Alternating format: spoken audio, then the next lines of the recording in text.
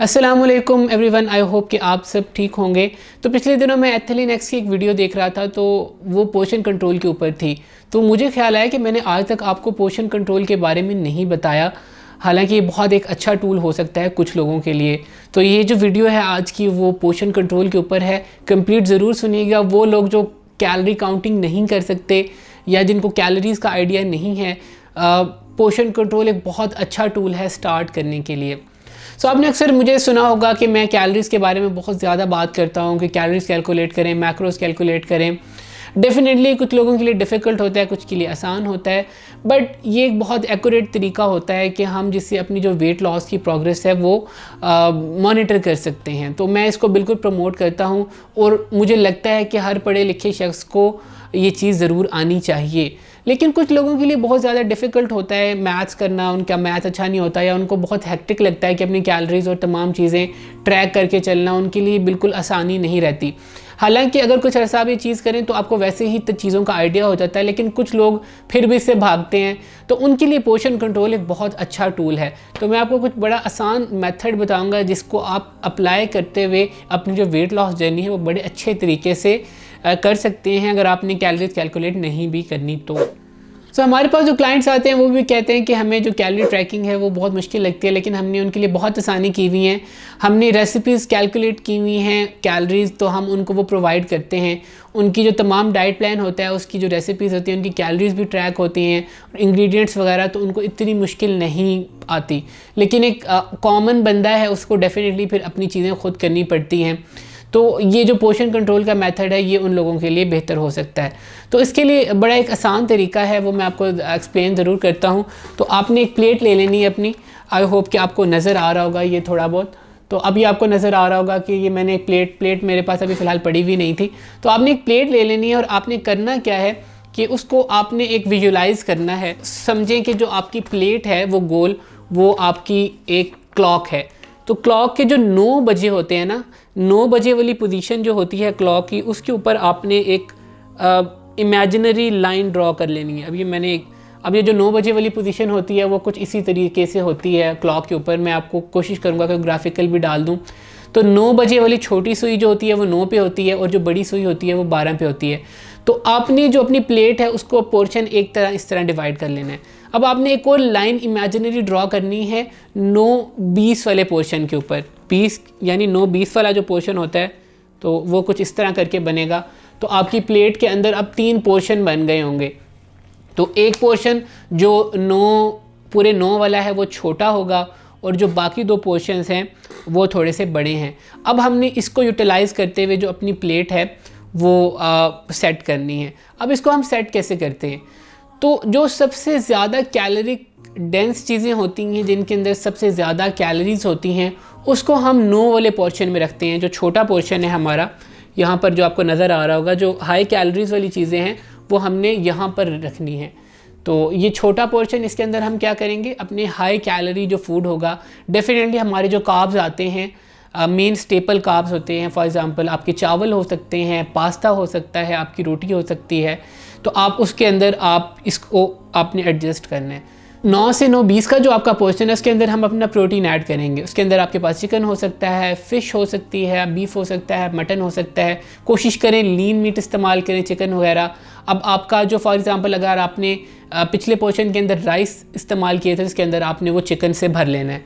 अब जो आपका बाकी नीचे वाला पोर्शन रह गया है, फॉर एग्ज़ाम्पल हमारा जो अब ये नीचे वाला पोर्शन रह गया था, इसको हम अपनी वेजिटेबल से फिल करेंगे। जो हमारे फाइब्रस कार्ब्स होते हैं सैलड की फॉर्म के अंदर, वेजिटेबल्स की फॉर्म के अंदर, आप वो इसको फिल कर सकते हैं।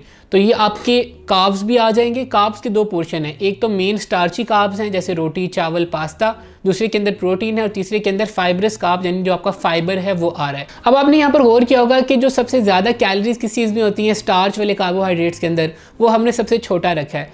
प्रोटीन जो कि हमें बहुत ज़्यादा ज़रूरत होता है, उसके अंदर कैलोरीज भी कम होती है, वो हमने ज़रा ज़्यादा रखा है। और इसके अंदर जो नीचे वाला पोर्शन है फाइब्रस वेजिटेबल्स वाला, जिनके अंदर बहुत ही कम कैलोरीज होती हैं, वो भी हमने बड़ा रखा है। तो कोई वेजिटेरियन देख रहा है तो फिर आप जो प्रोटीन वाला पोर्शन है उसके अंदर फिर वेजिटेरियन प्रोटीन की जो ऑप्शन है, जैसे दाल वगैरह हो गए, चने वगैरह हो गए, वो फिर आप इस्तेमाल कर सकते हैं। डेफिनेटली फिर थोड़ी सी कार्ब रेशियो ज़्यादा हो जाएगी, लेकिन हम एग्जैक्ट चीज़ें वैसे ही नहीं कर रहे तो इतना प्रॉब्लम नहीं आएगा, आप थोड़ा सा उसका पोर्शन कम कर सकते हैं। तो हमने क्या किया कि 9 बजे वाला जो क्वार्टर था उसके अंदर हमने क्या किया, यहाँ पर हमने अपने मेन कार्बोहाइड्रेट्स रखने हैं, ठीक है। और ये जो 9 से 9:20 वाला पोर्शन था, ये वाला, यहाँ पर हम अपना प्रोटीन रखेंगे, और ये जो नीचे वाला पोर्शन है वो आप अपनी फाइब्रस वेजिटेबल्स का रखेंगे, सैलड वगैरह के लिए रखेंगे। अब एक्चुअली हम कर कैलोरी डेफिसिट ही डाल रहे हैं, लेकिन हम एक विजुअलाइज करके और मेंटल एस्पेक्ट के थ्रू कैलोरी डेफिसिट डाल रहे हैं। तो रूल वही है, लेकिन हम चीज़ें काउंट नहीं कर रहे, हम उसके पोर्शंस बना के खा रहे हैं। अब आप यहाँ पर एक बात सोच रहे होंगे कि मैंने फ़ैट्स का पोर्शन नहीं बनाया। सो जो आपने पास्ता बनाना है या राइस बनाने हैं या जो आपने अपना चिकन बनाना है, वो कोशिश करें कि जो गुड फैट्स के सोर्सेज होते हैं उसके अंदर आप ऐड कर लें। फॉर एग्ज़ाम्पल आप ऑलिव ऑयल इस्तेमाल कर सकते हैं। फॉर एग्जांपल इवन आपने सैलड बनाया तो आप थोड़ा सा ऑलिव ऑयल लेके उसके अंदर आप उसको सौते कर सकते हैं। कोकोनट ऑयल इस्तेमाल कर सकते हैं, एवोकाडो वगैरह इस्तेमाल कर सकते हैं। तो इस तरह आपकी जो फ़ैट वाली जो विंडो है वो भी पूरी हो जाएगी। तो आप देखेंगे कि आपकी जो विंडो है ये बड़ी ऑर्गेनाइज रहेगी। कार्ब्स भी आ गए, प्रोटीन का भी बड़ा पोर्शन आ गया और फाइब्रस वेजिटेबल्स का। तो आपको एक तो ये सेटिस्फाई करेंगे और एक आपको भरा हुआ भी रखेंगे। अब नॉर्मली क्या होता है, फॉर एग्जांपल हमने दाल चावल खाने होते हैं या हम पुलाव खाने होते हैं, हम क्या करते हैं, एक प्लेट लेते हैं, उसके अंदर चावल डालते हैं, सही है, पूरा भर लेते हैं टॉप तक, और फिर उसके बाद उसके ऊपर कोई चिकन वगैरह या दाल वगैरह डालते हैं।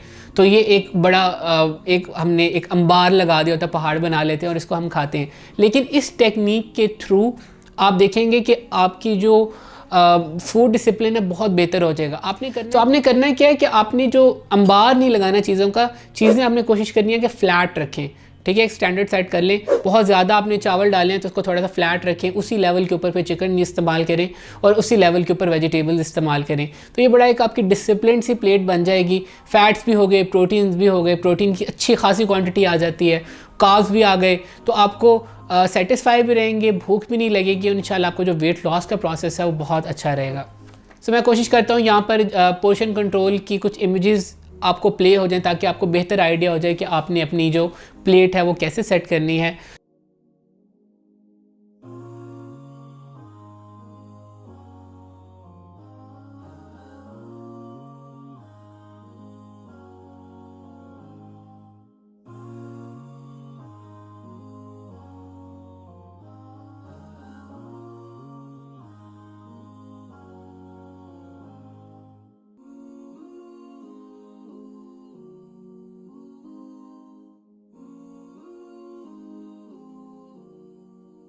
तो ये आज की वीडियो थी पोर्शन कंट्रोल के ऊपर। आई होप कि आपको अच्छी लगी होगी। अगर आपका कोई क्वेश्चन हो तो नीचे ड्रॉप कर दें, या फिर आप इंस्टाग्राम पर भी पूछ सकते हैं। तो इंशाल्लाह मुलाकात होगी किसी नेक्स्ट वीडियो में। तब तक के लिए अपना ख्याल रखिएगा। अल्लाह के बाद।